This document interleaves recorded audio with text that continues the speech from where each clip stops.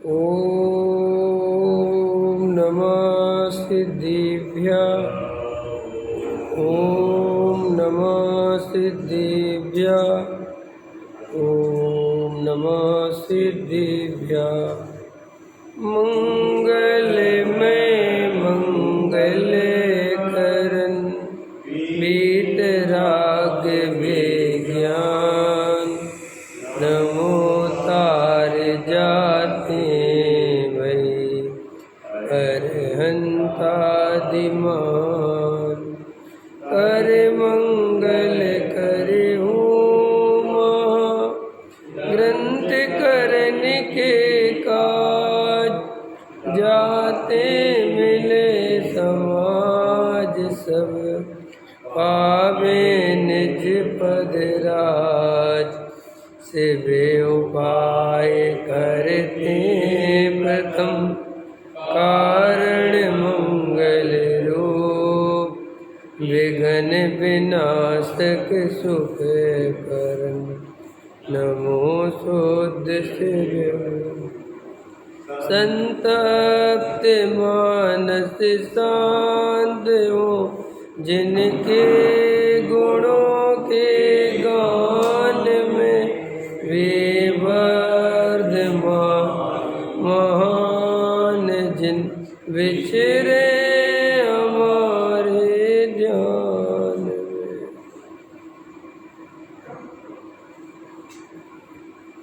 मोक्ष मार्ग प्रकाशक नौवा अधिकार पुरुषार्थ से मोक्ष की प्राप्ति। देखो यहाँ पुरुषार्थ की चर्चा चल रही है। सम्यक दर्शन, सम्यक ज्ञान और सम्यक चारित्र जो सच्चा मोक्ष मार्ग है उसका क्या पुरुषार्थ है, उसके लिए क्या करना चाहिए। तो कहते हैं जो अपन को अवसर मिला है वर्तमान में, कुछ काल बाद तो अवसर चला जाएगा, लेकिन अभी अपने पास जो थोड़ा समय है उसमें हमें तत्व निर्णय करने में उपयोग लगाना चाहिए। ठीक है ना। और तत्वों की सही प्रतीति होनी चाहिए, तत्व निर्णय का ही अभ्यास करना चाहिए। सबसे प्रथमतया तो यही कर्तव्य है, और इस जगत में कोई हमारा दूसरा कर्तव्य नहीं है। ये जो बाकी के जो कार्य हैं, घर परिवार संबंधी है ना, धन संबंधी, कुटुंब परिवार, मकान दुकान, ये हमारे कर्तव्य नहीं है। कर्तव्य माने हम इनके कर्तव्य भोगता ही नहीं है, तो हम इनके कर्तव्य कैसे करेंगे। हमें घर परिवार का ध्यान रखना चाहिए। ये व्यवहार नहीं के कथन है। कौन किसका ध्यान रखेगा। अगर बेटे की आयु नहीं होगी तो हम उसे कैसे बचाएंगे। हमारी आयु पूरी नहीं होगी तो हम कैसे बचेंगे। तो हम किसका कौन ध्यान रखे बोलो। अब किसी के माँ बाप के रोग आना है, एक्सीडेंट होना है, तो हम क्या कर लेंगे। 1 मिनट बाद खबर मिले कि भाई उनकी आयु पूरी हो गई, चले गए। और ऐसे लोग में रोज होता है ना। ऐसा तो नहीं है कि साहब ये कोई काल्पनिक बात है, ये तो वास्तविक बात है कि कोई किसी का करता धरता नहीं है। लेकिन ये काल्पनिक है कि मैं करता धरता हूँ। समझ में आया। अपन किसी का अच्छा बुरा करें, ये सिर्फ अपनी मान्यता में ऐसी कल्पना होती है। सच्ची बात तो ये है, जिस द्रव्य का जो परिणमन जब जैसा होना है वैसा परिणमन उस द्रव्य का हुए बिना रहता नहीं। चाहे वो पुद्गल का परिणमन हो और चाहे वो जीव का परिणमन। पुद्गल के परिणमन को भी नहीं बदला जा सकता, जीव के परिणमन को भी नहीं बदला जा सकता। लेकिन निमित्त नैमित्तिक संबंध ऐसे हैं कि इनके कारण ऐसा लगता है कि मुझे स्त्री पुत्र मकान दुकान का ध्यान रखना चाहिए, मुझे बच्चों का ध्यान रखना चाहिए, मुझे पैसा कमाना चाहिए। वास्तविकता ऐसा है नहीं। पैसा अपने कमाने से नहीं आता, लगता है लेकिन अपने कमाने से आता है। ये सब अपन जो कुछ भी कर रहे हैं, ख्याल में है ना, ये हम कर नहीं रहे हैं, सिर्फ मान्यता है कि हम कर रहे हैं। जीव तो प्रति समय जान रहा है, जान रहा है, जान रहा है, हम जानने देखने के अलावा कुछ नहीं करते। अब ये निर्णय नहीं हो सकता तो सम्यक दर्शन नहीं हो सकता। और निमित्त नैमित्तिक संबंध घने हैं। बाहर में ऐसे ही लगता है कि फलां ने ऐसा कर दिया, उनने हमारा बुरा कर दिया, उनने हमारा भला कर दिया, उनने हमारे पैसे ले लिए, उनने हमारा घर बर्बाद कर दिया। कौन किसका घर बर्बाद और आबाद करे? ये तो सब व्यवस्था कर्माधीन है, उदयाधीन है, इसमें जीव कुछ भी नहीं कर सकता। हमने जैसे पिछले जन्मों में जो कर्म बांध रखे हैं वे उदय आ रहे हैं। उनके निमित्त से धन आदि संयोग आदि मिलते हैं, बिछड़ते हैं, रहते हैं। उनके तेरे बुद्धि लगाने से उनमें रंच मात्र भी कुछ नहीं होता। फिर अपन बुद्धि लगाते हैं तो क्या होता होगा? कर्म बनता है, आगे के लिए और संसार खड़ा होता है, और कुछ नहीं होता। वर्तमान में इतनी जो चिंता करते हैं, इससे तो एक उद्गल का परमाणु भी नहीं हिलता। तो फिर इस चिंता करने से क्या होता है? नया कर्म बनता है जो अपन को भी दिखाई नहीं देता। अपन को दिखता नहीं ना कर्म कहाँ बन रहा है, क्या हो रहा है। लेकिन प्रति समय जो धन आदि में बुद्धि लगी है उससे धन आदि नहीं आते, वे तो पुण्य के उदय से आते हैं, निमित्त की तरफ से। उपादान में तो उनका परिणमन स्वतंत्र है। लेकिन हमें ऐसा लगता है कि मेरी बुद्धि लगाने से धन आता है, और कोई कारण थोड़ी है। तो यहाँ टोडामल जी साहब कहते हैं कि भैया ये अवसर चला जाएगा, ये अवसर जा रहा है। जा रहा है कि नहीं जा रहा? जा रहा है। देखो, अगर हमने बहुत परिग्रह इकट्ठा हो भी गया, कर लिया, ये तो व्यवहार नए का कथन है। अगर परिग्रह इकट्ठा हो गया और अपनी भाषा में कहें कि अपन ने परिग्रह इकट्ठा कर लिया और अपने को खो दिया, तो कितना महंगा सौदा है। अपने को खोकर पर पदार्थों का संग्रह करना कितनी मूर्खता की बात है, बोलो। अरे लोक में भी कहावत है कि अगर अपन ने बहुत पैसा कमाया और शरीर खो गया, ऐसा होता है ना, कोई आदमी बहुत पैसा कमाने में लगा हो और एकदम लगा लगा लगा कभी होश नहीं लिया, और 50 साल की उम्र में एकदम कैंसर हो गया, 55 साल की उम्र में कैंसर हो गया। तो कैंसर हुआ और यहाँ पैसे के ढेर लग गए। तो उससे कोई कहे कि तुम्हारी ज़िंदगी बहुत अच्छी है, कि क्या, कि देखो अब तुम भले ही मर जाओगे लेकिन तुमने पैसा बहुत कमाया, तो बोलो वो कितना प्रसन्न होगा। इस बात से वो आपकी प्रसन्न होगा। आप उसकी चलो तारीफ करो कि बाबूजी आप बहुत समझदार हो, आपने बहुत पैसा कमाया।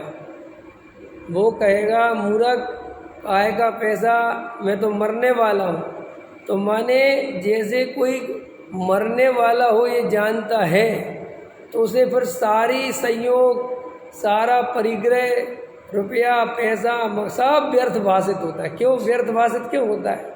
कैंसर वाले आदमी को धन व्यर्थ भाषित हो रहा है। क्यों? वो कहता है अब मैं ही नहीं रहूँगा।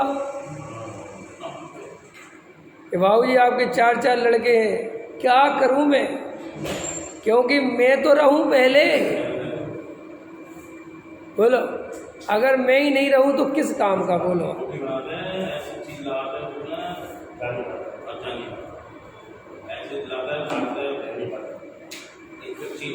हाँ, एंटिक पीस, कोई चाइना से, अमेरिका से, है ना, सिंगापुर से एंटिक, हाँ, और फिर ये देखते हो फिर भी नहीं चेतते। समझ में? अरे ये देखते हो ना, फिर चेतते क्यों नहीं? तो ये चेतते इसलिए नहीं कि मोहगी में मिथ्यात्व है। मोह माने मिथ्यात्व, अंदर ऐसा गाढ़ा मिथ्यात्व है कि आँख सब आँखों के सामने है, सारी घटना है कि नहीं। तो भी आँखन के होत भय अंधे बने हैं और मिथ्यात्व के दलदल में ऐसे फंसे हैं। गहरा कोठी खड़ी हो रही है और अब बाबूजी के मरने का टाइम है। अब बाबूजी को कोठी बहुत बढ़िया, अरे वो कहता है सब बेकार।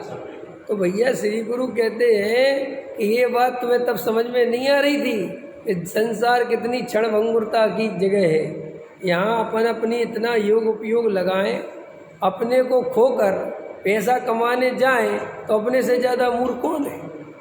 लोग पैसा कमाने के लिए स्वाध्याय छोड़ देते हैं, प्रवचन छोड़ देते हैं, देवशास्त्र गुरु छोड़ देते हैं, आत्मचिंतन छोड़ देते हैं, अमेरिका चले जाते हैं, लंदन चले जाते हैं। उनसे पूछो क्यों? पैसा कमाने। तो देखो ये कितना महंगा सौदा है कि हम पर पदार्थों को कमाने जाएं और अपने को खो दें। बोलो, 24 तीर्थंकर महावीर से लेके आदिनाथ तक और भरत चक्रवर्ती आदि, इनने सब कुछ छोड़ा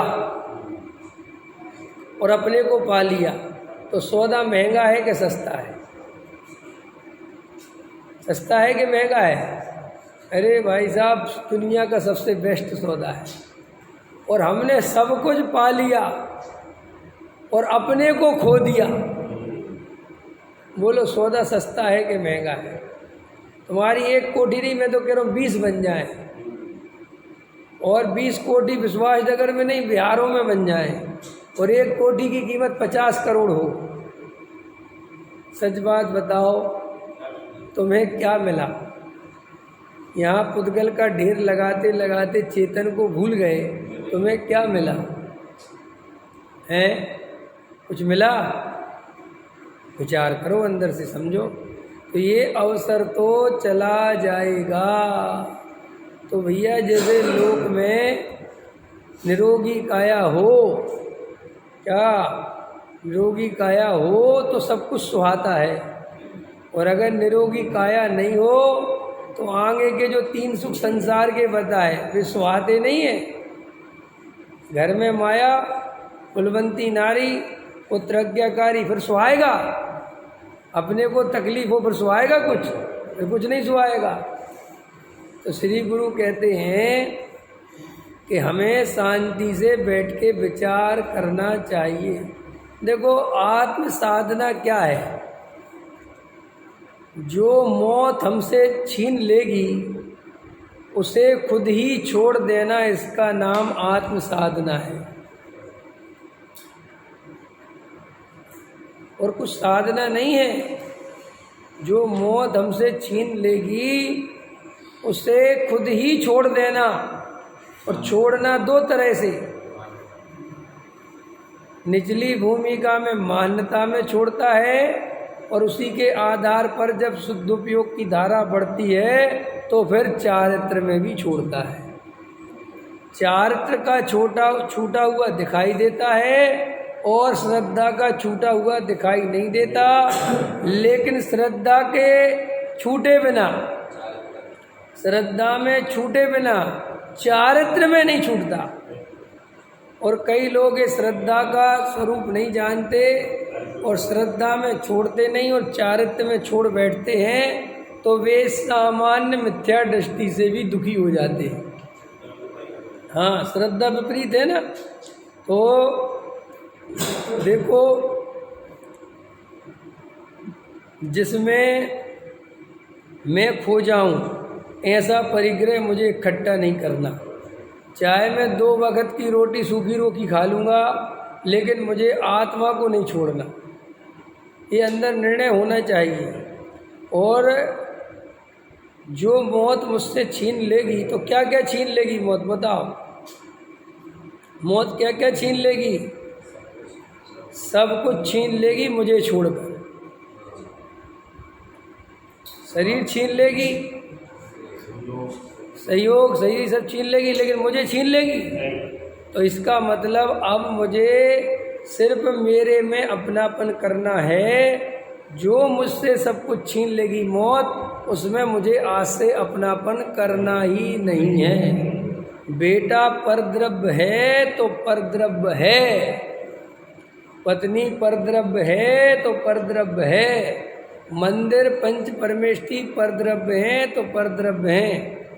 आज पूज्य गुरुदेव श्री का वचन सुन रहा था अभी, तो गुरुदेव श्री ले रहे थे कि भैया वीतरागी मार्ग सूक्ष्म है, ये इतना सरल नहीं है तो बता रहे थे कि कोई साधु आए और वो एक पुस्तक छपवाई और उसमें क्या लिखा कि सम्मेद सागर की वंदना कर ले कोई मन वचन काय से तो 48 भव में मोक्ष चला जाए।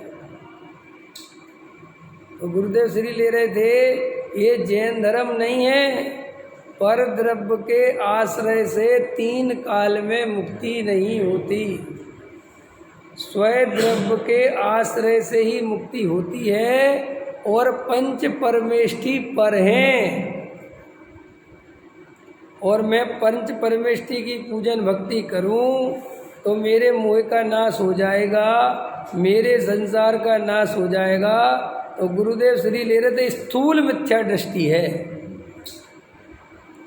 स्थूल इसे ले रहे थे। और जो महावीर से पुत्र अधिक मांग रहे हैं, धन अधिक मांग रहे हैं, जो प्रचार इसलिए कर रहे हैं कि मेरी दुकान अच्छी चलने लगे, जो तिजारत इसलिए जा रहे हैं कि मेरे बिगड़े काम बना दे, उनका क्या कहोगे? जो पंच परमेष्ठी की पूजन भक्ति से मोक्ष मार्ग चाहते हैं, जब उन्हें स्थूल मिथ्या दृष्टि कह रहे हैं तो फिर उन्हें क्या कहोगे? वे तो गिनती में नहीं। तो गुरुदेव श्री ले रहे थे एक द्रव्य दूसरे द्रव्य का कर्ता धर्ता नहीं है, ये वीतरागी मार्ग के अलावा कहीं पर भी सुनने नहीं मिलेगा। और एक द्रव्य दूसरे द्रव्य का कर्ता धर्ता नहीं है, दुनिया का सबसे कठिन काम है ये समझाना। बोलो कठिन है? अच्छा चलो, हम लोगों के लिए तो कठिन नहीं है ना, अपन तो जैन है, वीतरागी मार्ग में जन्मे हैं। अभी देखो 1 मिनट परीक्षा करो। अरविंद जी, स्त्री पुत्र मकान दुकान तुमने नहीं पाले, तुमने पैदा नहीं करे,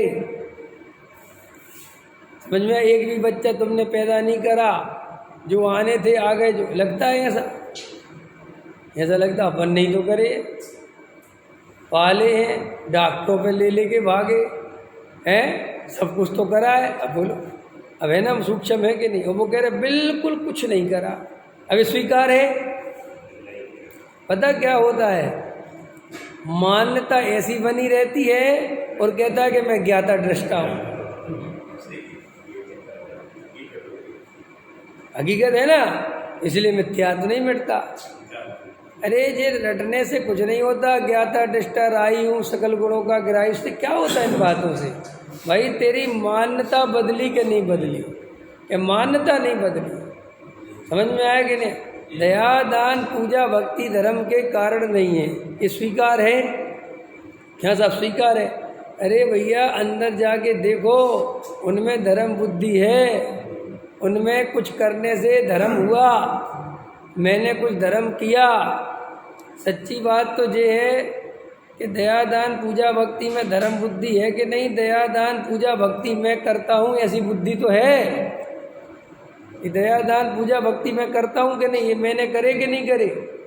तो देखो यहाँ 2 जी साहब कह रहे, अगर हमारा सही तत्व निर्णय नहीं होगा तो हमें सम्यक दर्शन की प्राप्ति नहीं होगी। इसलिए एक ही कर्तव्य है, सो देखो पढ़ लिया, सो इसका तो कर्तव्य तत्व निर्णय का अभ्यास ही है। हमें तो बस तत्व निर्णय का अभ्यास करना चाहिए, यही हमारा दिन भर का 24 घंटे का कर्तव्य है। वैसा बाकी के कार्य कौन करेगा? बाकी के कार्य अपनी योग्यता से अपने स्वकाल में होते हैं, मैं उनका कर्ता भोक्ता नहीं हूँ। ऐसा उपयोग तो लगाना पड़ेगा ना, उपयोग जितनी वहाँ ज़रूरत है वो उतना लग जाता है, तो उसका कर्ता मत बन। देवेंद्र जी ये बात समझ में आई कि नहीं आई? है आपकी दुकान है, मान के चलो, तो आपकी दुकान चलनी है, आज आपको 10,000 रुपये मिलने हैं, ठीक है? अब 10,000 रुपये मिलने हैं तो आपको क्या लगता है कि मैं कमाने नहीं जाऊंगा? तो कैसे आ जाएंगे? तो अपन के अंदर कर्तृत्व आता है। और वस्तु स्वरूप ये है कि अगर 10,000 रुपये आने हैं तो उसके लिए जैसे विकल्प चाहिए, क्या कह रहा हूँ, एकदम विकल्प आएगा कि 9 बजे दुकान खोलना है, तो इस विकल्प को आना था, आ गया।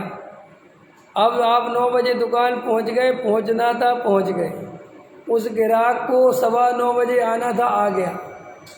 वो ग्राहक कह भी रहा है कि बाबूजी आज आप सही टाइम पे आ गए, वरना मैं तो कहीं और से माल ले लेता। अब आप भी सोच रहे कि मैं रोज़ तो 9:30 पे आता था, आज मैं 9 बजे कैसे आ गया? आज था उदय, आज वो संयोग होना था।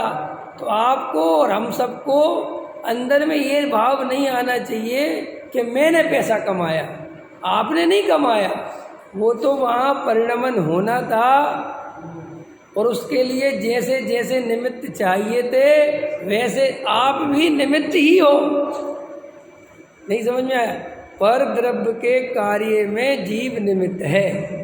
तो निमित्त किसे कहते हैं? निमित्त की परिभाषा क्या है? याद है किसी को? किसे कहते हैं निमित्त? निमित्त किसे कहते हैं? जो कभी कार्य का कर्ता नहीं होता, जिस पर कार्य करने का आरोप आता है। कार्य ये तो पता है ना। तो जीव निमित्त है परद्रव्य के कार्यों में। मतलब क्या है कि कर्ता वर्ता नहीं है वो परद्रव्य का। वहाँ जैसा परिणमन होना होता है वो तो वैसा होता है, उसकी योग्यता है। जैसे देखो, ये समझ लो उदाहरण के लिए, ये रूमाल उठाया, ये मैंने रूमाल उठाया, तो किसने उठाया? जीव ने उठाया कि पुद्गल ने उठाया? पुद्गल ने पुद्गल को उठाया। ये जो बंद पकड़ हुई तो किसकी पकड़ हुई? पुद्गल की पकड़ हुई ना। ये 2 उंगली के बीच में रूमाल दबा है, तो इसने आत्मा ने कुछ करा है क्या? इसमें आत्मा ने दबाया क्या इसे? इस शरीर ने ही पुद्गल को पुद्गल ने दबाया। तो फिर जीव ने क्या किया कि जीव को ऐसा करने का विकल्प आया। अब विकल्प आया तो अपन को क्या लगता है कि मैंने किया, क्योंकि अपन को लगता है अगर विकल्प नहीं करते तो ये क्यों उठाते हम रूमाल? ऐसा लगता है कि नहीं? अगर हम विकल्प नहीं करते अब, लेकिन पता वस्तु कैसी है? वो कहते हैं 8:30 पर ये रूमाल यहाँ उठना था, ठीक है? तो साहब मैं विकल्प नहीं करता तो नहीं उठता? ऐसा नहीं है। उसको उठना है तो तुम्हें विकल्प आएगा, गारंटी से आएगा। तो ठीक है साहब, मैं नहीं तो VK जैन उठा लेते। ऐसा नहीं है, जिसके विकल्प से उठना है उसे ही विकल्प आएगा। ये पक्का समझना। अपने को निर्णय करना चाहिए। ये अपन के अंदर ये मान्यता भरी पड़ी है कि हम कुछ नहीं क्या नहीं करोगे तुम, जो होना है वो होना है। हम साधु बन जाते, कैसे बन जाते साधु? हम त्याग कैसे ले लेते? त्याग पर जब योग्यता नहीं थी उस कार्य की तो वैसा होना कैसे था? तो फिर इससे क्या फ़ायदा? इससे है कि हम विकल्पों के भार से भी मुक्त हो जाते हैं। इससे ऐसा भाव भाषण रहता है कि वाह, जो विकल्प आना है वो भी निश्चित है, मुझे इन विकल्पों का भी कर्तृत्व नहीं रखना। परद्रव्य का कर्ता भोक्ता तो मैं हूँ ही नहीं, लेकिन मैं अपने विकल्पों का भी कर्ता भोक्ता है। अब ये अगर निर्णय हो तो आत्मानुभूति होती है, और अगर ये निर्णय नहीं हो तो आत्मानुभूति नहीं होती। दोनों तरफ से लो। जब कार्य होना होगा तो विकल्प आएगा की जरूरत नहीं है। विकल्प स्वतंत्र है, बिना कार्य नहीं भी होगा तो ही विकल्प आएगा। तो आप कहोगे कि फिर क्यों आया? कि वो अपनी स्वतंत्रता से आता है। उसको कार्य में निमित्त बनना हो तो बनता है, नहीं बनना हो तो नहीं बनता है। आप समझ रहे कि नहीं समझ? क्यों कि अगर ऐसा कहोगे कि जब कार्य होना हो तभी विकल्प आएगा, तो ऐसा नहीं है। हजारों करोड़ों अरबों विकल्प आते ही रहते हैं। तो वे क्यों आते रहते? क्योंकि आने की योग्यता है। जैसे निमित्त है ना, वो तो 24 घंटे खड़ा है। कार्य तब होना होता है तब वो निमित्त बन जाता है। जैसे यहाँ से तुम्हें आगरा जाना है तो अभी निजामुद्दीन पे बस खड़ी होगी कि नहीं खड़ी होगी? तो वो निमित्त है कि नहीं? तो आप कहोगे मैं जा ही नहीं रहा। अरे तुम जाओ तो निमित्त है, और नहीं जाओ तो वो तो अपनी खड़ी है।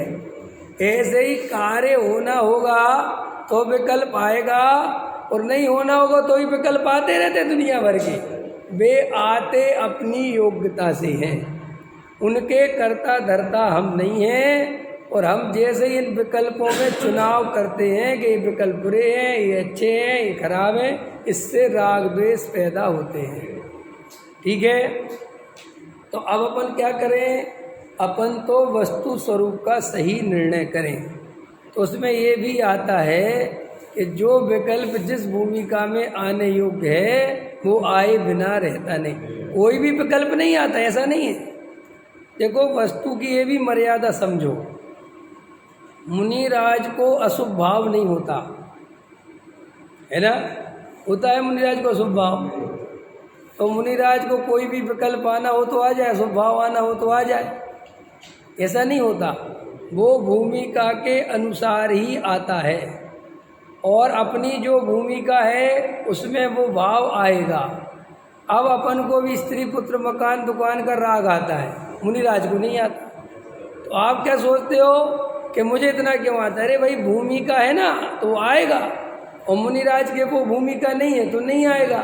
तो हम करें क्या कि तुम्हें विकल्प को नहीं हटाना है, हमें तो निर्विकल्प होने का पुरुषार्थ करना है। और हम जितने निर्विकल्प होंगे, जितने शांत होंगे, जितने शुद्ध परिणति शुद्ध उपयोग बढ़ेगा, उतने भूमिका के अनुसार विकल्प छूटते जाएंगे।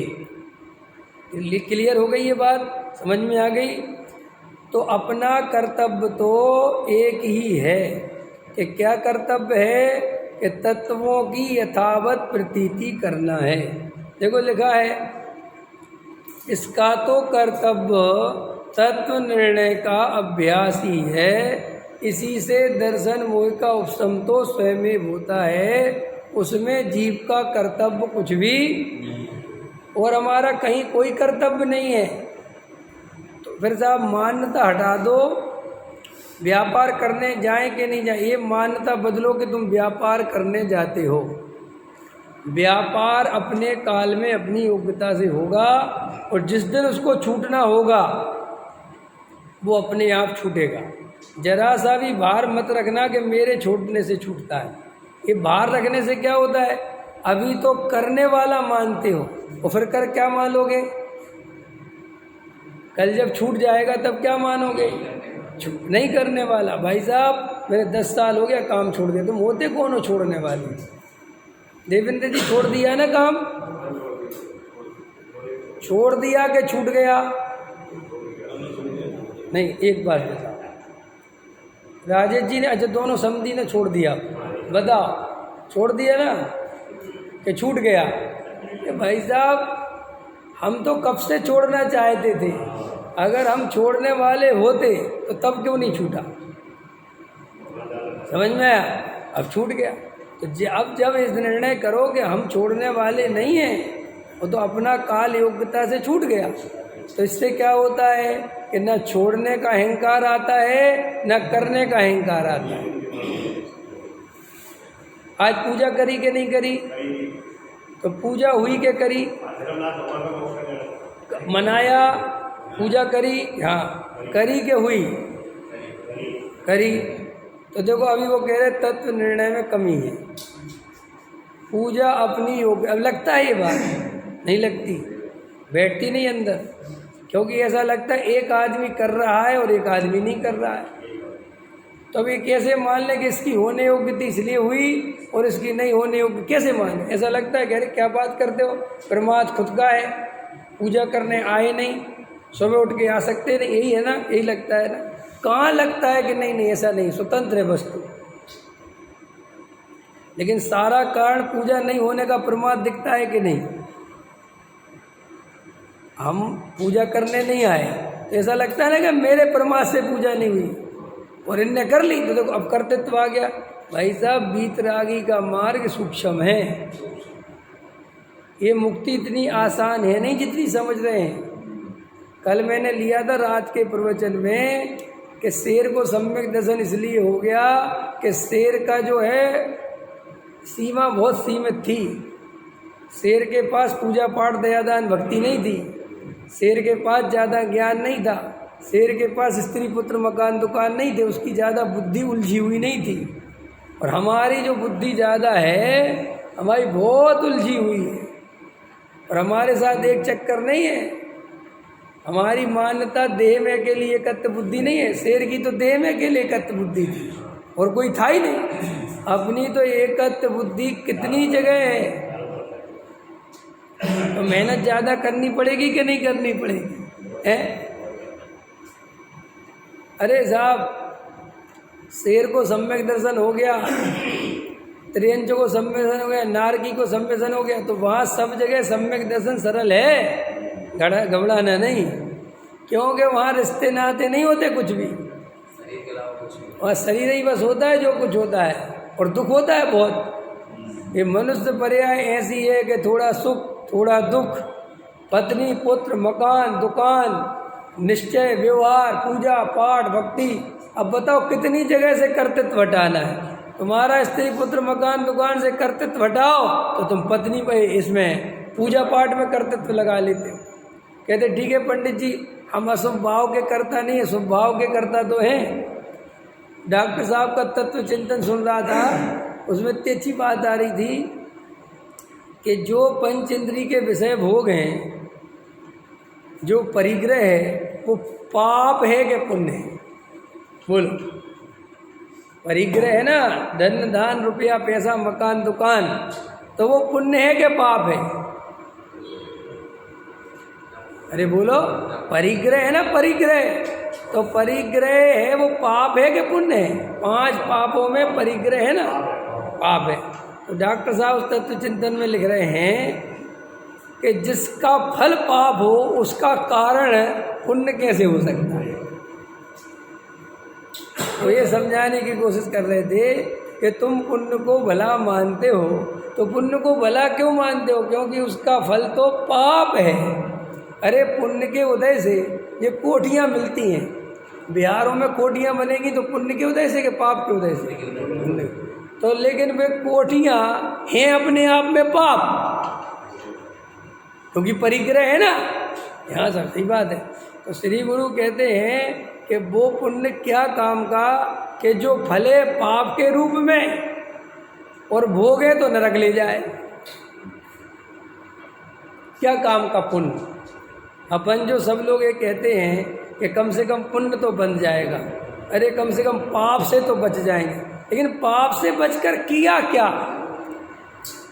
है? क्या कह रहे? बिहारों में जिनकी कोठियाँ हैं, पाप कर्म का उदय है, और हम चाह रहे हैं कि ऐसा पाप कर्म का उदय हमारा कब आ जाए। ये बोलने से क्या होता है? सच बात बताओ, पैसे वाले तुम्हें पाप वाले दिखते? और अगर उनको पाप वाला कहना है तो कहो, अंदर से तो बनना हम भी वही चाहते हैं, समझ में? और बनना क्या चाहते? ताकत उसी में लगा रखी है। अब बनते तो वो वही पूर्व पुण्य के उदय से, लेकिन तुमने तो अपने सारे घोड़े दौड़ा रखे हैं। किसी की ऋषभ बिहार में हो जाए, किसी की विश्वास नगर में हो जाए। अब हमारी तो देखो ऋषभ बिहार तक नहीं सोचते अभी, हम तो विश्वास नगर सोचते हैं, और जब विश्वास नगर वाले ऋषभ बिहार सोचते हैं। और बिहार वालों से पूछो कि तुम कहाँ की सोचने लगे हो, वे कह रहे साहब हम साउथ एक्सटेंशन की सोच रहे हैं।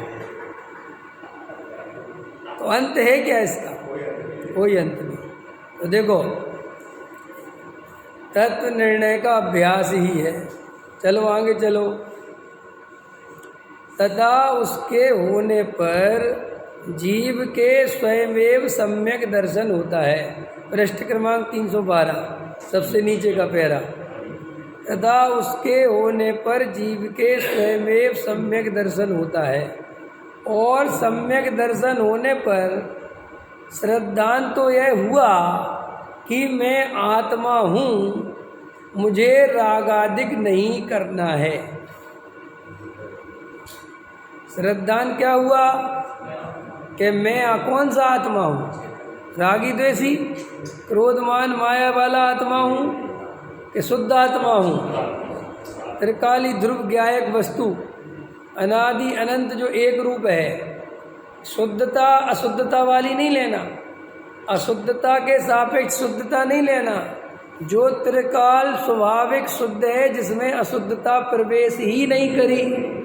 देखो शुद्धता दो तरह की होती है, एक होता है कि कोई वस्तु अशुद्ध है और बाद में शुद्ध हो गई, उसको भी शुद्ध बोलते हैं, है ना। लेकिन जो आत्मा शुद्ध स्वरूप की चर्चा है वो ऐसी शुद्ध आत्मा नहीं लेना कि पहले अशुद्ध था अभी शुद्ध होती। ये तो शुद्ध अशुद्धता पर्याय में होती है। मेरे त्रिकाल ज्ञायक स्वभाव में किसी भी प्रकार की अशुद्धता विकार विभाव है ही नहीं। और सही पूछो तो शुद्धता कहने में थोड़ा सा अशुद्धता का भान होता है। यहाँ तो ऐसा कहो कि आत्मा हूँ जो त्रिकाल ज्ञायक स्वाभाविक स्वभाव वाला है, जिसमें किसी भी प्रकार का विकार नहीं है, चाहे हमने उस आत्मा का अवलंबन लें और चाहे नहीं लें। ध्रुव तो आत्मा तो सदा आत्मा है। कल डॉक्टर साहब का प्रवचन मैंने भेजा था, उसमें यही चर्चा थी कि त्रिकाली ध्रुव भगवान आत्मा में कुछ नहीं होना है, उसे कुछ नहीं करना है। ये पर्याय उस ध्रुव को स्वीकार करे, उसमें अपनापन करे, इसका नाम मोक्ष मार्ग है। सम्यक दर्शन, सम्यक ज्ञान और सम्यक चारित्र पर्याय है ना, ध्रुव तो नहीं है। तो वो पर्याय शुद्ध पर्याय कब कहलाती हैं? जब वे ज्ञायक का आश्रय लेती हैं तो वो पर्याय सम्यक संज्ञान चारित्र है। वो ध्रुव तो सदाकाल जैसे का तैसा है। तो देखो मैं आत्मा हूँ, इस पे दिन भर ताकत लगाओ, अगर मैं आत्मा हूँ इसमें शंका है तो ये शरीर मैं नहीं हूँ, ये जो शरीर की अवस्थाएं हैं ये मेरी अवस्था नहीं है, ये जो संयोग हैं ये मेरे नहीं हैं, ऐसा निर्णय करते हुए कहते हैं कि ये श्रद्धान हुआ सम्यक दृष्टि को कि मैं आत्मा हूँ, नौकर्म द्रव्य कर्म भाव कर्म से रहित हूँ, मुझे रागादिक नहीं करना है। रागादिक नहीं करना है माने ये जो रागादि भाव हैं ये दुख रूप हैं, ये आश्रव हैं, इनमें सुख की कल्पना नहीं करना, इन्हें अच्छा नहीं मानना, इनके होने पर प्रसन्न नहीं होना। ठीक है, ये निर्णय है श्रद्धा में कि रागादिक को रंच मात्र भी उपादेय नहीं मानता, धन स्त्री पुत्र कुटुंब परिवार को उपादेय नहीं मानता। अब जो उपादेय का भी अर्थ समझ लो, ये भी समझना बहुत जरूरी है, इसमें भी बहुत गलती होती है। उपादेय भी दो तरह का होता है, एक श्रद्धा का उपादेयपना और एक चारित्र का उपादेयपना। तो सम्यक दृष्टि की श्रद्धा में से उपादेयपना गया है, चारित्र में से नहीं।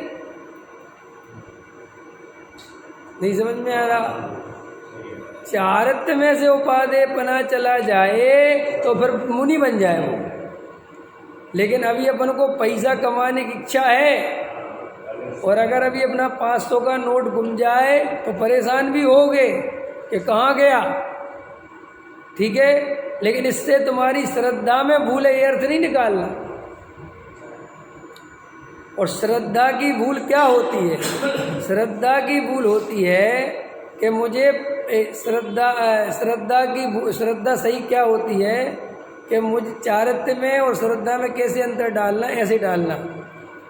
चारित्र में तो पैसा कमाने का परिणाम है, पैसा जोड़ने का परिणाम है, लेकिन उसी समय श्रद्धा में ये निर्णय है कि ये पैसा परद्रव्य है, ये सुख का कारण नहीं है, इसका कर्ता भोक्ता मैं नहीं हूँ, इससे रंच मात्र भी सुख होने वाला नहीं है। ये श्रद्धा है सम्यक दृष्टि की। समझ में? सम्यक दृष्टि को दया दान पूजा भक्ति का राग आता है, स्त्री पुत्र कुटुंब परिवार का राग आए बिना रहता नहीं, लेकिन वो राग में उपादेय बुद्धि नहीं है। उपादेय बुद्धि माने एकत्व नहीं, ममत्व नहीं, कर्तृत्व नहीं, भोक्तृत्व नहीं। ये चार प्रकार की बुद्धि लगाना उपादेय के अर्थ में।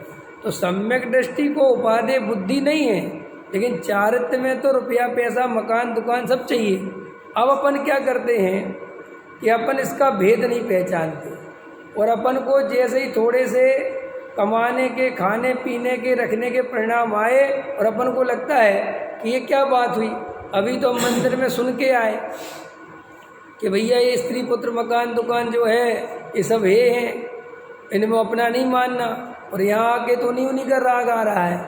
तो श्री गुरु कहते हैं कि तुम इसको चारित्र मोह को श्रद्धा में मत मिलाओ, उसको भेद रखो कि मुझे श्रद्धा में उपादेय बुद्धि नहीं होनी चाहिए, चाहे राग कितना ही आवे।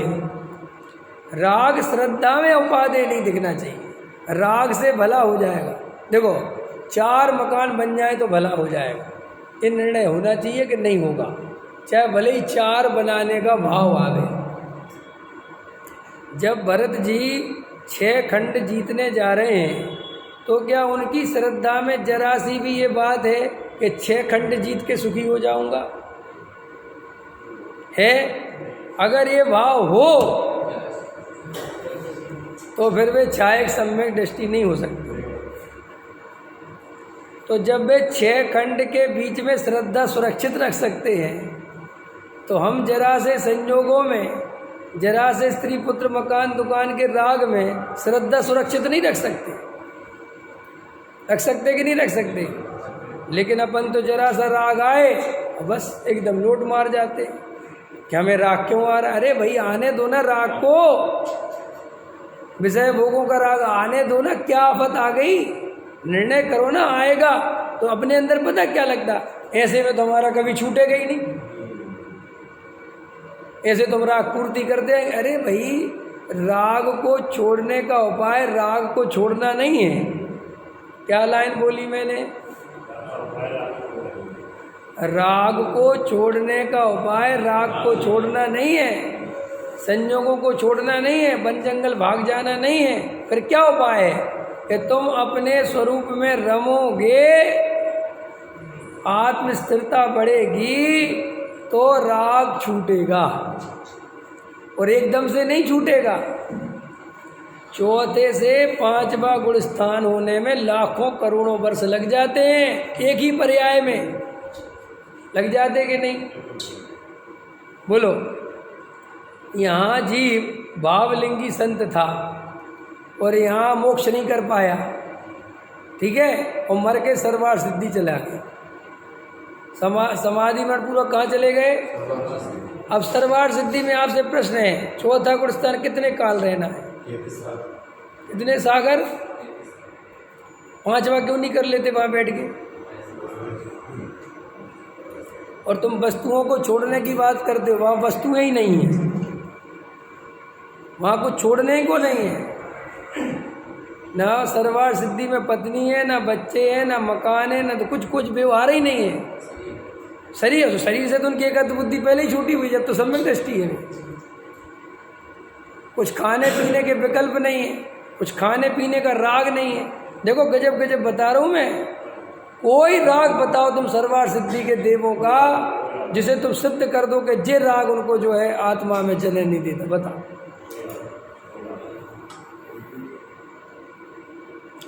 भाई साहब अगर निमित्त कुछ करता होता ना, या निमित्त कोई भी काम करने वाला होता तो सर्वार्थ सिद्धि के देव वहीं से मोक्ष चले जाते। क्यों? उनके सामने जो निमित्त है और जो उनके पास व्यवस्था है वो तो दुनिया में किसी के पास नहीं है। क्योंकि द्वादशांग के पाठी, उनको सारा ज्ञान, 24 घंटे तत्व चर्चा, कोई राग आता ही नहीं। माने ये राग देखो कि उनको तीर्थंकरों को मोक्ष कल्याणक पे देखने का राग नहीं आता। कितनी बड़ी बात है। इतना भी राग जिनको नहीं आता, उनका गुणस्थान चौथे से 5वां क्यों नहीं होता भाई? प्रश्न है, सोचो बताओ। क्योंकि गुणस्थान राग नहीं होने से नहीं बढ़ते, गुणस्थान बढ़ते हैं शुद्धोपयोग से, और शुद्धोपयोग का भाव है। बताओ, शुद्धोपयोग का भाव है उनके। बढ़ने वाला चौथे वाला तो है, लेकिन जिससे 5वां हो ऐसा शुद्ध उपयोग नहीं लगा पाते हो कितने दिन तक।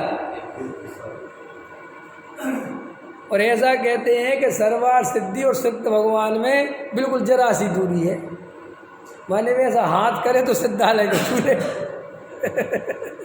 और करने की जरूरत क्या है, वे तो व्यक्तिकृति होती है, तो हाथ ही पे ही पहुँचा दे, ना तो उनको भाव आता है, समझ ना कुछ होता है, बोलो ऐसा भाव नहीं आता कि यार देखे तो क्या पता सिद्ध भगवान दिख जाए, ऐसा आता है? नहीं आता, कोई राग ही नहीं आता। फिर भी उनका चौथे से पांचवा गुण स्थान नहीं होता। माने हम सब ये समझ लो कि जरा से क्रियाकांड को इतना महत्व देते हैं, इतना बड़ा समझते हो, पता नहीं कितना धर्म का कांड समझते हैं। अरे हम तो कितना ही बढ़िया क्रियाकांड करें तो अभी वो राग में ही होगा, कसाय दबा दबा के होगा, अगर वो भूमिका नहीं है तो उनके तो सहज ही नहीं होता। सर्वार्थ सिद्धि के देवों को कोई राग ही नहीं होता, फिर भी पांचवा गुण स्थान नहीं होता। और देखो वे वहाँ से च्युत होकर जब नीचे आते हैं तो यहाँ आकर दीक्षा नहीं लेते, जबकि वहाँ तो चलो ये कह सकते तुम जेल थी, कह सकते हो ना कि भाई कुछ कर ही नहीं सकते थे, ऊपर ऐसी थी वैसी थी, जो जो आपके तर्क हो सकते हैं। नीचे आके तो कोई बंधन नहीं था। आदिनाथ जब सर्वार्थ सिद्धि से नीचे आए तब तो तुरंत दीक्षा ले सकते थे, ले सकते थे कि नहीं? 10-11 वर्ष की उम्र दीक्षा ले लेते, दीक्षा तो नहीं ली। जबकि सर्वार्थ सिद्धि में क्या कर रहे थे?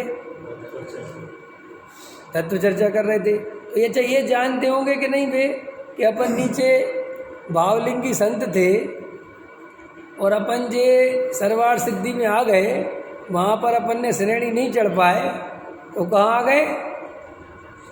सर्वार्थ सिद्धि। क्यों? अब और खतरनाक बोल रहा हूँ मैं, वे पंचम काल से तो सर्वार्थ सिद्धि गए नहीं होंगे,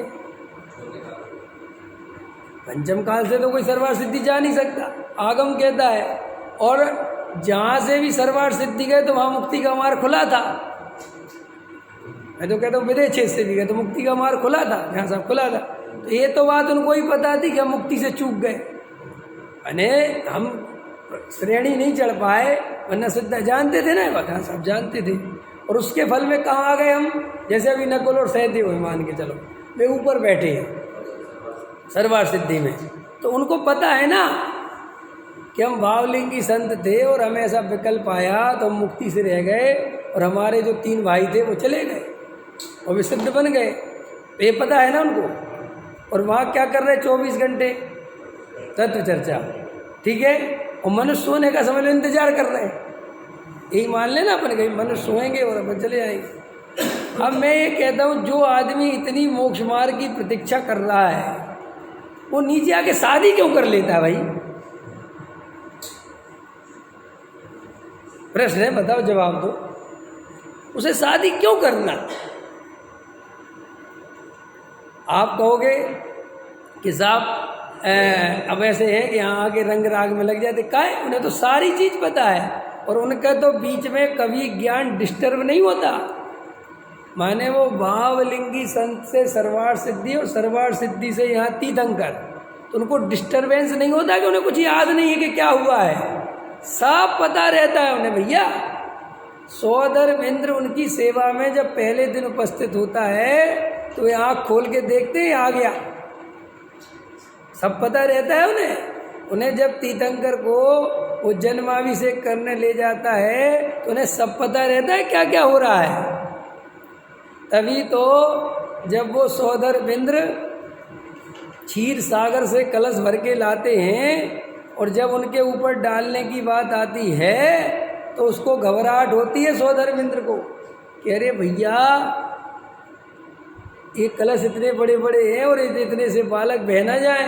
तो देखो तुरंत वे अपने अवधि ज्ञान से तीर्थंकर का जीव, अच्छा सौधर्मेंद्र को ये तकलीफ हो रही, विकल्प हो रहा है, तो क्या करते हैं कि पांडुक शिला को जरा सा अंगूठे से दबाते हैं तो पूरा पांडुक शिला और सब कुछ हिलने लगता है। तो एकदम सौधर्मेंद्र अपने ज्ञान से अरे रे रे रे क्या विकल्प कर रहे हैं, ये तो तीर्थंकर है, और फिर वो कलसा डाल देते। तो इसका मतलब ये है कि इतना ज्ञान तो उनका वहीं जागृत है, तो उन्हें सर्वार्थ सिद्धि से आया हूँ और मोक्ष जाना ये नहीं पता क्या? तो फिर ये बीच में इतने दिन तक रंग राग में क्यों लगते हैं? जो तुम अपने आप को बड़ा सूरवीर समझते हो कि हम रंग राग छोड़ दें, क्या छोड़ दोगे तुम? वे नहीं छोड़ पा रहे। समझ में आ रहा है कि नहीं? तो फिर हम करेंगे आगे, भैया ये बाहर में कुछ करने को नहीं है, अंदर में सब कुछ करने को है। बाहर के निमित्तों पर ध्यान मत दो कि हम दिल्ली की जगह कहीं तीर्थ क्षेत्र पे होते तो मुक्ति मिल जाती, बिल्कुल व्यर्थ की बात है। देख लेना, हम जब अकेले में रहते हैं, जब कोई हमारे साथ नहीं हो, तब हमारा चित्त जितना चंचल होता है उतना चंचल चित्त हमारा सबके साथ रहने में नहीं होता।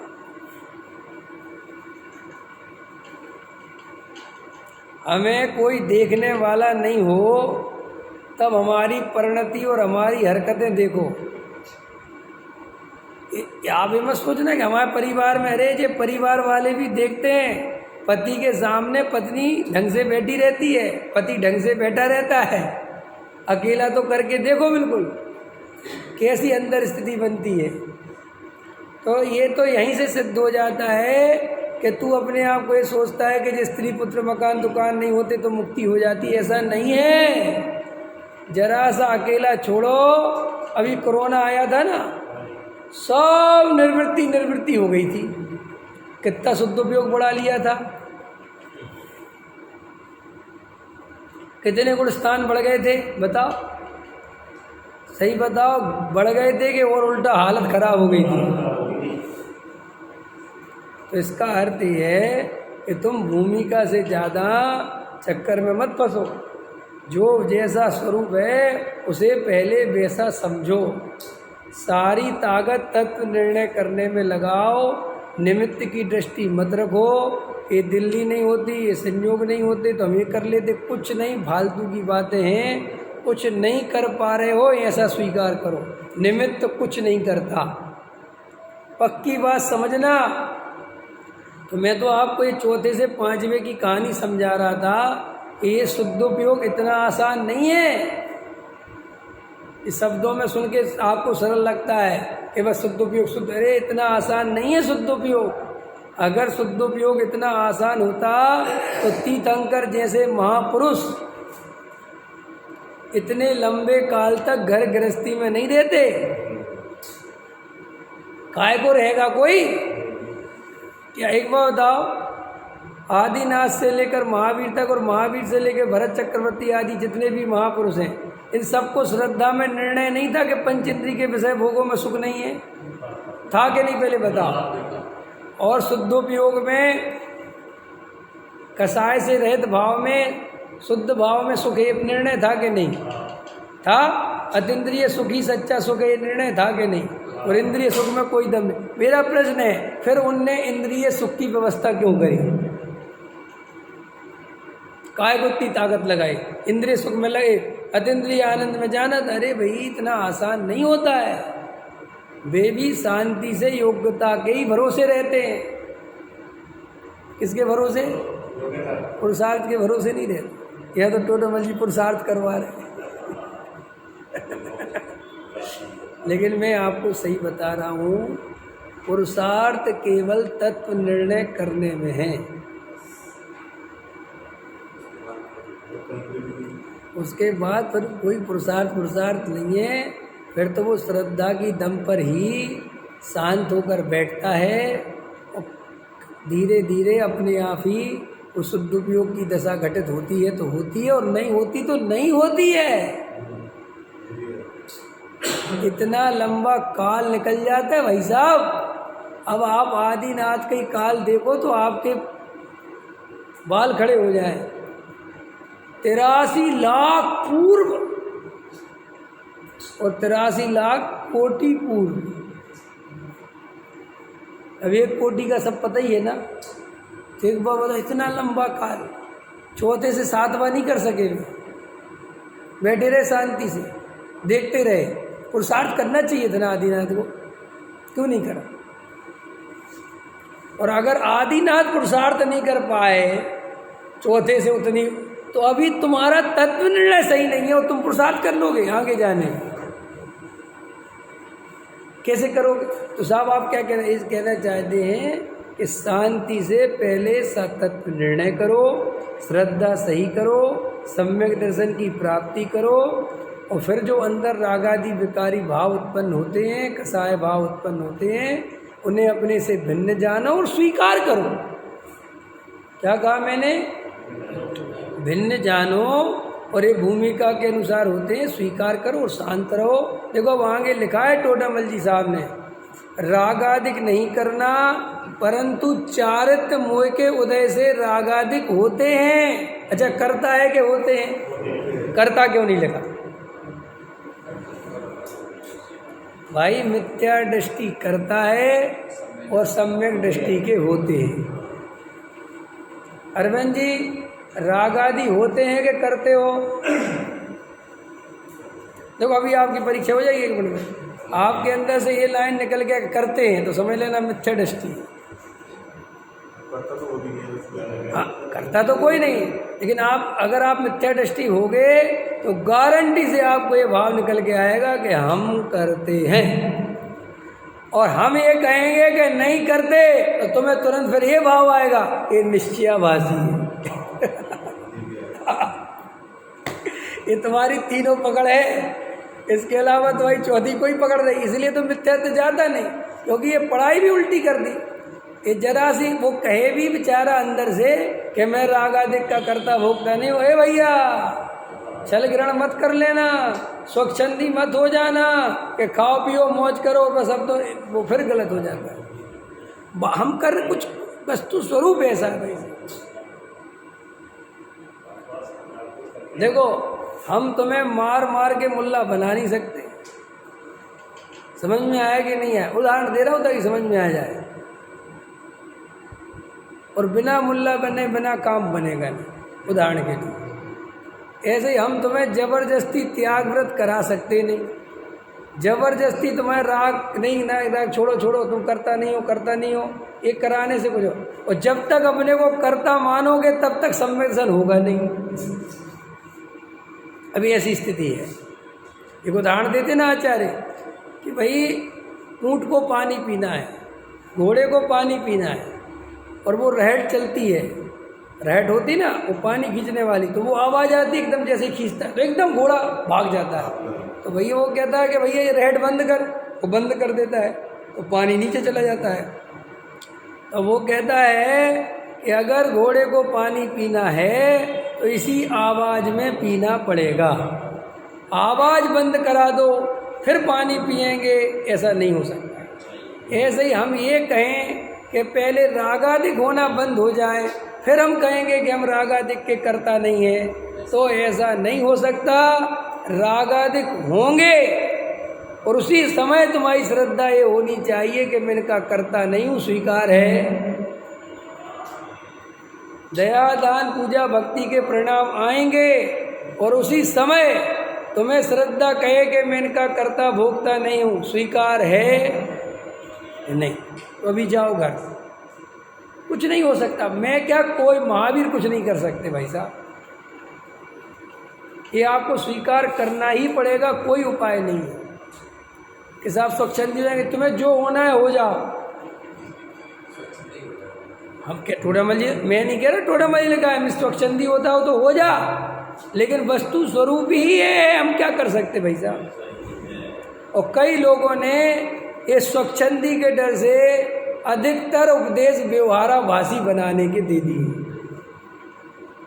और जीव अधिकतर व्यवहाराभासी हो गए, क्योंकि व्यवहार का पक्ष अनादिकाल से है, नरकादि का भय है, स्वर्गादि की चाह है, अनुकूलता सबको चाहिए और अनुकूलता मिलती है पुण्य के उदय से, इसलिए पुण्य भला है और पाप बुरा है। और व्यवहाराभासी को लगता है पुण्य और निश्चयाभासी को लगता है पाप, इसलिए हम तो बनेंगे व्यवहाराभासी, हमें नहीं बनना निश्चयाभासी। भूल होता है कि नहीं होता है? देखने देखने का दृष्टिकोण है। चोट पड़ती नहीं। आज एक आदमी कोई कमेंट्स लिख रहा मेरे को, सुबह उठ के पढ़ा, कह रहा आप मोदी जी के बारे में कुछ मत बोला। अब मैंने भी लिखा नहीं, मैं समझ गया कि इसको बीजेपी वाला हो। मुझे अब जो अभिप्राय रहता है वहाँ जरा सी चोट पड़ती तो तकलीफ होती कि नहीं होती। अभी तो हम राजनीति के पक्ष नहीं छोड़ पा रहे, आत्मा के पक्ष कैसे छोड़ोगे। एक हमारे मित्र हैं, वो कट्टर बीजेपी वाले हैं, ठीक है, और उनसे जरा सी कुछ बीजेपी की बात करो एकदम एकदम तकलीफ में आ जाते हैं। मैंने कहा यार तुम बताओ इन पार्टियों से इतना चिढ़ते मतलब वो करते हो तो बोले अच्छा आप कांग्रेस। मैं कहा दो गाली, मैंने कहा तो मैं साथ में दूँ, मुझे तो कुछ भी फर्क नहीं पड़ता, मुझे कुछ होता ही नहीं, हमें क्या फर्क पड़ता है। कि साहब आप वोट किसको देंगे, हम किसी को दें, लेकिन हमारे साथ किसी की बुराई करो, मैं कोई विकल्प नहीं कि क्यों कर रहा हूँ। ठीक है, जो तुम्हारा पक्ष हो सकता है तुम जानो, हमारा पक्ष है, हमें क्या फर्क पड़ता है। मैं कल किसी को समझा रहा था, राजनीति कभी अच्छे लोग नहीं करते। क्या समझा रहा था मैं, वर्तमान के उस पर बोल रहा हूँ। वर्तमान में राजनीति में कोई अच्छा आदमी नहीं जाता, और अगर अच्छा चला भी जाए तो ज़्यादा दिन अच्छा रह नहीं सकता, क्योंकि वहाँ का कीचड़ ही ऐसा है। वहाँ तो घुसे और दलदल में फंसे, समझ में आया। और देखो फिर तुम्हें क्या समझाया था कि फिर राजनीति में क्या करना, कि फिर उसमें सिर्फ ये देखना पड़ता है कि कम बुरा कौन है। बुरे तो सारे हैं, लेकिन थोड़ा कम बुरा कौन है। लोकतंत्र के लिए हितकारी, सबकी सुनने वाला, सांप्रदायिकता, समझ में आया, कट्टरता, ये नहीं होनी चाहिए, क्योंकि ये सबके लिए अहितकारी चीज़ है। पकड़ में आया कि नहीं आया। देखो भाई, ये अपने को लोक में समझने की बातें हैं। तो अपने पक्ष होते तो तकलीफ होती ना, जैसे उसने कहा कि आप उनका नाम मत लिया करो क्योंकि हमें तकलीफ होती है। ऐसे ही श्री गुरु कहते, तेरे अंदर कोई पक्ष बैठे होंगे और वो बात जैसे ही आएगी तुरंत तेरे अंदर से आवाज़ निकल के आएगी। दयादान पूजा भक्ति में कुछ नहीं होता, और तुम्हारे अंदर उसका पक्ष होगा तो तुम्हें ये लाइन तकलीफ देगी कि नहीं देगी, और बहुत से लोगों को देती है कि नहीं देती है। तो ये तकलीफ जब तक देगी तब तक सम्यक दर्शन नहीं होगा। अब समझ लो आप, और आप अंदर से आवाज आए। मैंने पूछा ना, आपकी परीक्षा ली ना, रागादिक के करता हो कि नहीं, तो समय सारे याद करके मत बोलना कि नहीं, अंदर से देखना तो तुरंत आवाज आएगी। अगर मिथ्या दृष्टि होंगे, अरे साहब रागादिक के करता तो हम ही हैं, पैसा तो कमाते हम ही हैं, मायाचारी तो हम ही करते हैं, झूठ तो हम ही बोलते हैं। समझ में आया कि नहीं।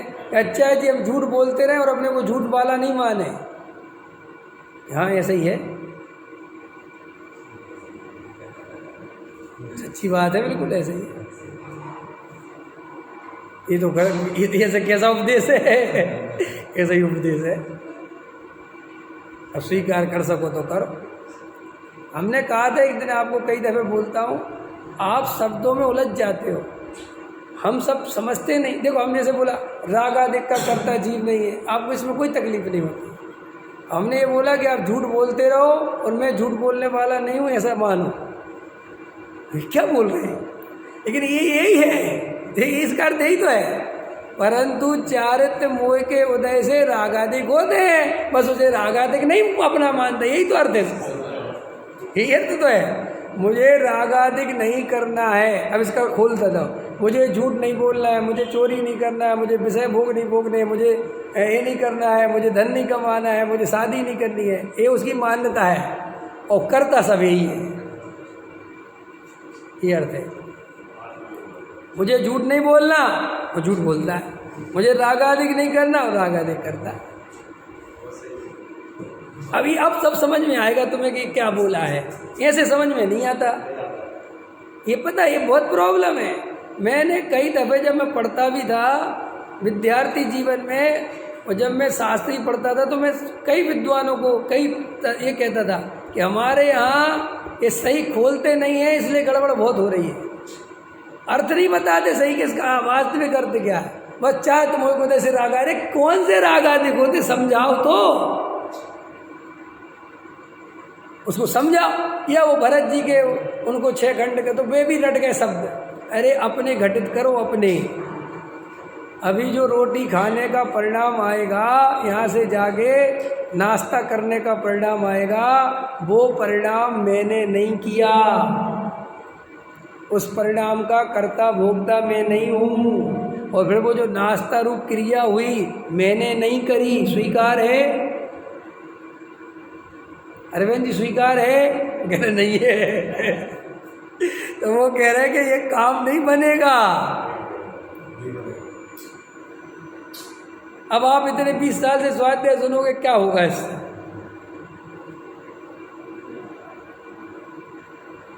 पकड़ में आई बात, समझ में आई कि नहीं? अब देखो लिखा, परंतु चारित्र मोह के उदय से रागादिक होते हैं, रागादिक करता नहीं है। कौन? सम्यक दृष्टि। मिथ्या दृष्टि तो रागादिक करता है। अब आपसे पूछ रहे हैं, आप रागादिक करते हो कि नहीं? देवेंद्र जी बताओ, करते हो कि नहीं करते?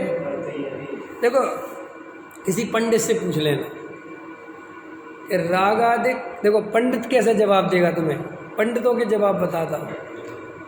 पंडित जी से पूछना किसी से, तो पंडित जी बताओ रागादिक करता है कि नहीं, तो तुरंत पंडित जी बोलते, देखो भैया सुनो, एक अपेक्षा से है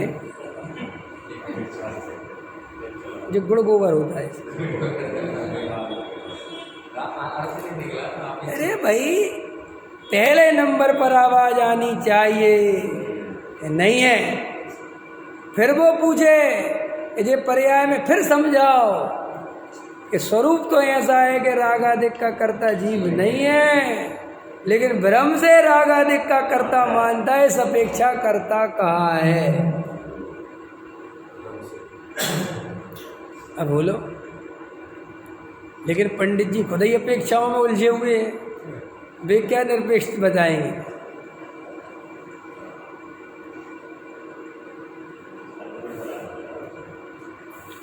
बोलो, मैं आपसे पूछूं, देखो आपके जहाँ सही निर्णय होते हैं वहाँ आप गलती नहीं करते। मैं आपसे पूछूं, धन कमाना चाहिए कि नहीं कमाना चाहिए? आप कभी नहीं पूछते, किस अपेक्षा से पूछ रहे हैं?